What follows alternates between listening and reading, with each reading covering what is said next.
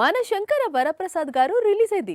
Positive talk తెచ్చుకుంది. పనిలో పనిగా అనిల్ రావిపూడి హిట్ కౌంటుపై మళ్ళీ చర్చ మొదలైంది. ఒక దర్శకుడు వరుస విజయాలతో దండయాత్ర కొనసాగించడం.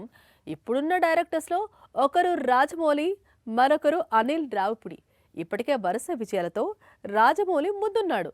రానున్న సంవత్సరాల్లో రావిపూడి ఆ రికార్డుల్ని బద్దలు కొడతాడా లేదా అన్నది చూడాల్సి ఉంది. మనశంకర వరప్రసాద్ గారు రిలీజ్ కి ముందు వరకు ఈ సినిమాతో ఆయన అనిల్ రావిపూడి దొరికిపోతాడని, ఈసారి మాత్రం జైత్ర యాత్రకు బ్రేక్ పడుతుందని సోషల్ మీడియాలో డిస్కషన్ నడిచింది. కట్ చేస్తే మరోసారి బాక్స్ ఆఫీస్ దగ్గర అనిల్ రావిపూడి చిత్రం హిట్ టాక్ తెచ్చుకుంది. Anil Ravipudi successful movies list 9కు చేరింది.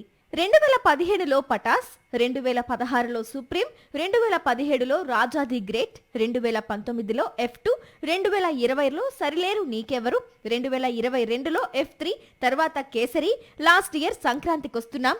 ఈ ఏడాది మనశంకర వరప్రసాద్ మూవీ. మరొక్క సినిమాను రిలీజ్ చేసి హిట్ కొడితే అనిల్ రావిపూడి 10 వరుస విజయాలతో రికార్డు నెలకొల్పినట్లవుతుంది.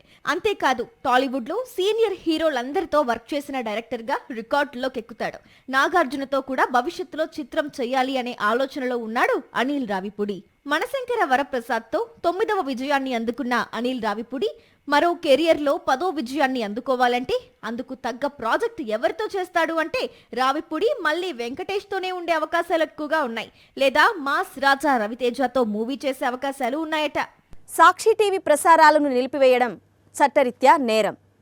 సాక్షి టీవీ ప్రసారాల కోసం మీ స్థానిక కేబుల్ ఆపరేటర్ని వెంటనే సంప్రదించండి. డిటిహెచ్లో, ఇంటర్నెట్లో కూడా సాక్షి టీవీ ప్రసారాలను వీక్షించవచ్చు.